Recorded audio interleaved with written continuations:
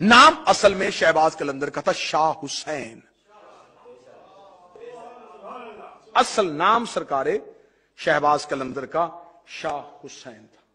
शाह हुसैन ये बेटे थे कबीरुद्दीन इब्राहिम जवाबी के। इन्हें उर्दू हिंद वाले जवाबी लिखते हैं, अरब वाले मुजाबी लिखते हैं।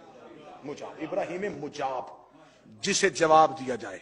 इमाम हुसैन की दहलीज पे जाते थे, सलाम करते थे। एक दिन दहलीज के करीब से गुजर रहे थे, इमाम की जर्री का तवाफ करते हुए कहा अस्सलाम वालेकुम या जद्दी, ऐ मेरे बाप तुझ पे मेरा सलाम हो। चौथे चक्कर में पहुंचे थे सरकार इब्राहिम, या एक शख्स ने हाथ पकड़ के कहा आपने सलाम किया, अंदर से जवाब क्यों नहीं आया? वहीं पे कलंदर का बाप खड़ा हो गया, जर्री पे हाथ रख के कहा मैंने सलाम किया है, जब तक जवाब नहीं आएगा मैं पांवों को जुम्बश नहीं दूंगा। अभी चंद लम्हे नहीं खड़ा हुआ था, अंदर से आवाज आई अलैका सलाम या वालदी, ऐ मेरा बेटा तुझको हुसैन सलाम करता है। जब भी कलंदर के बाप इमाम हुसैन की जर्री पे जाते तो जवाब मिलता था। और आज भी इमाम हुसैन के पहलू में मदफन है। जो करबला के जाहिर हैं गवाही देंगे, जनाब इब्राहिम मुजाब इमाम हुसैन के पहलू में दफन है। और मौला इमाम हुसैन ने ही इन्हें भेजा था कि जा इब्राहिम मैं तुझे एक बेटा अता करने लगा हूं, मैं चाहता हूं कि मैं तुझे बेटा अता करूं, क्योंकि रसूल को मेराज में जो शहबाज मिला था रसूल हुसैन को दे के गए हैं। हुसैन चाहते हैं वो शहबाज मैं तुझे अता करूं। मैं तुझे शहबाज अता करना चाहता हूं, मैं तुझे शहबाज अता करना चाहता हूं, मैं तुझे शहबाज अता करना चाहता हूं। मुझे खबर नहीं है कि अगले जुमले पे कितने सर उठ जाएंगे और कितने झुक जाएंगे। हुसैन के जुमले आज भी किताब में मैं तुझे शहबाज अता करना चाहता हूं, शहबाज अता करना चाहता हूं। और तारीखें कहती हैं कि कलंदर किबरिया जो अता हुए थे ये हुसैन के हुक्म से हुए थे, और मौला ने कहा था मैं तुझे शहबाज अता करना चाहता हूं। अब उलमा के सरों पे कुरान रख के पूछो अताएं नाज़िल होती है या पैदा होती है? अताएं नाज़िल होती है या पैदा होती है? अब कलंदर से जाके पूछ के तेरा ओहदा क्या है? कलंदर का सग कुए शेर यज़दान, मैं अली की गली का सग हो, जिनका सग नाज़िल होता हो वो वारिस पैदा नहीं होते।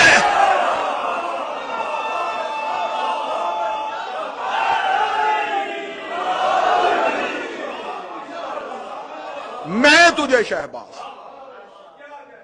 अता करूंगा। तो जो है सरकार वालद कबीरुद्दीन इब्राहिम मुजाब, ये बेटे थे शमसुद्दीन के। शमसुद्दीन बेटे थे नूर शाह के। नूर शाह बेटे थे सैयद हादी के। सैयद हादी बेटे थे सैयद अहमद के। सैयद अहमद बेटे थे सैयद मुंतखब के। सैयद मुंतखब बेटे थे सैयद गालिब के। सैयद गालिब बेटे थे अब्दुल मजीद के। अब्दुल मजीद बेटे थे मोहम्मद सानी के। मोहम्मद सानी बेटे थे इस्माइल सानी के। इस्माइल सानी बेटे थे मोहम्मद अव्वल के। मोहम्मद अव्वल बेटे थे इस्माइल अव्वल के।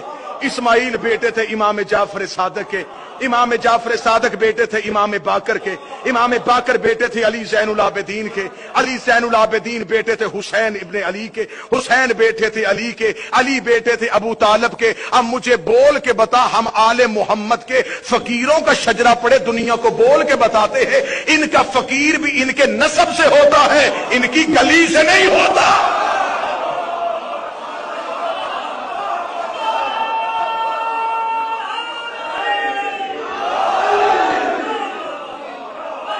सरकार बिस्मिल्लाह।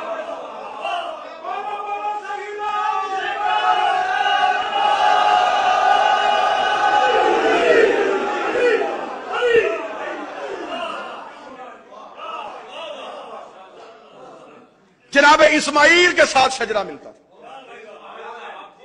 और सरकार यहां पे जनाबे सरकार शाह हुसैन शहबाज कलंदर के बारे में एक गलत तासुर दिया जाता है कि इनका ताल्लुक इस्माइलिया फिरके से था। ये जनाब इस्माइल की नस्ल से थे, और ये वो इस्माइल अव्वल थे जो इमाम सादक की जिंदगी में इमाम के ये बेटे दुनिया से चले गए थे। और इमाम के दौर में फिका बन रही थी कि फिक की तरतीब इमाम ने रखी, इसलिए जनाब इस्माइल की रिहलत हुई है तो इमाम सादक ने 7 मकामात पे घर से लेके कब्रिस्तान तक जनाब इस्माइल के जनाजे को रोका, रोक के जमीन पर रख के कफन हटा के लोगों को चेहरा दिखाया। उस दौर में फिका बन रही थी, लिहाजा यह फिका जाफरिया में आ गया कि जनाजे को कब्रिस्तान तक 7 जगहों पे रोको। यह सबसे पहले इमाम सादक ने इसलिए रोका था, इमाम को खबर थी کہ اس بیٹے کے نام سے ایک فرقہ بننے والا ہے۔ امام نے اپنی زندگی میں 7 جگہ پہ دکھایا، دیکھو مر گیا ہے، تاکہ ایک نیا فرقہ رائج نہ ہو سکے۔ اسماعیلیہ فرقہ سے نہیں، شیعہ اسنا عشری فرقے سے ان کا تعلق تھا۔ توجہ ہے سرکار؟ جناب کبیر الدین ابراہیم کو امام حسین علیہ السلام نے نجف بھیج دیا۔ نجف سے پھر دوبارہ سرکار ابراہیم مجاب تشریف لائے ہیں کربلا۔ کربلا سے پھر یہ واپس آتے ہیں ایران مکران سے ہوتے ہوئے مروند پہنچے، افغانستان سے مروند پہ جا کے مروند شاہ کے ساتھ جناب ابراہیم کا اس کی بیٹی کے ساتھ عقد ہوا۔ وہاں سے اللہ نے بیٹا دیا، نام رکھا شاہ حسین۔ زمانہ تھا حسین والوں کا دشمن۔ نانا نے تقیہ کرتے ہوئے زندگی بچانے کے لیے تاکہ انہیں کوئی تکلیف یا غضب نہ پہنچے، نام رکھ دیا عثمان۔ لوگوں نے پوچھا عثمان نام کیوں رکھا؟ فرمایا نبی کے صحابی عثمان بن منظوم کے نام پہ میں اپنے بیٹے کا نام عثمان رکھتا ہوں۔ عثمان مروندی کہنے لگے۔ قلندر نے 7 سال کی عمر میں مکمل حافظ قرآن، مکمل فقہ کے ماہر، صاحب فتویٰ، بغیر کسی مدرسے کے،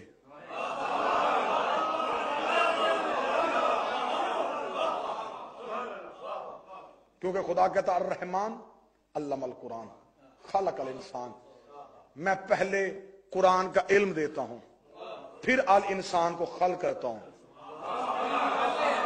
جو الانسان ہوتے ہیں ان کی جبلت میں علم ہوتا ہے، ان کی گھٹی میں علم ہوتا ہے، اور جب ہماری باری آئی، جب ہم جیسے انسانوں کی باری آئی، پھر کہا جب تم ماؤں کے بطنوں سے باہر نکلتے ہو لا تعلمون شیئا، تم کچھ بھی نہیں جانتے۔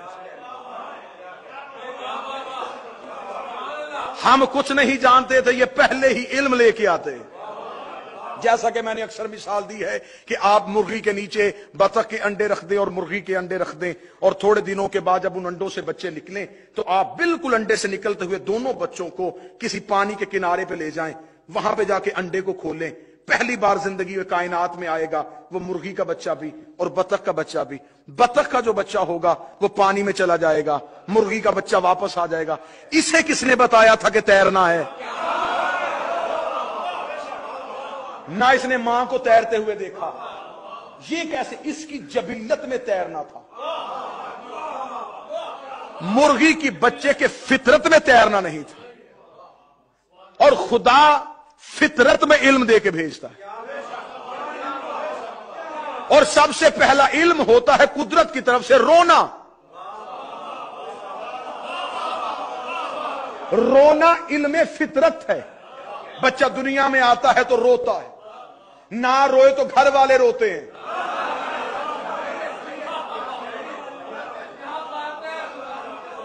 ڈاکٹر صاحب آپ تشریف فرمائے، تائید فرمائیں گے، بچہ نہ روئے تو ڈاکٹر مارتے ہیں، مار مار کے رلاتے ہیں کہ روئے۔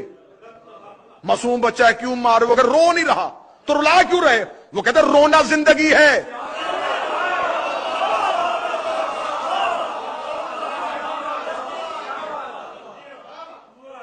فطرت میں علم ہوتا۔ سرکار قلندر کبریا نے شہباز قلندر، سرکار شاہ حسین عثمان مروندی قلندر کبریا،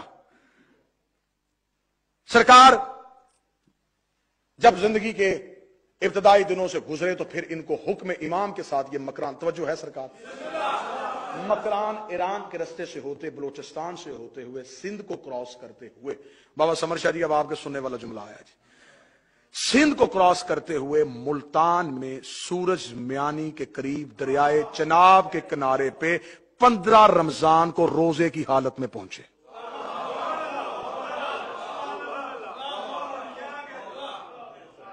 چالیس ساتھیوں سمیت۔ جب 40 ساتھیوں سمیت یہ پہنچے تو جب ہمارے اس علاقہ میں آئے تو ملتان میں مدینۃ الاولیاء میں سرکار پہنچے، دریائے چناب کے کنارے میں تھے، 40 ساتھی قریب تھے۔ یا کھانے کے لیے ہر ایک نے انتظام، کسی کے ذمہ ہوگا تو لکڑیوں لے کے آگ جلا،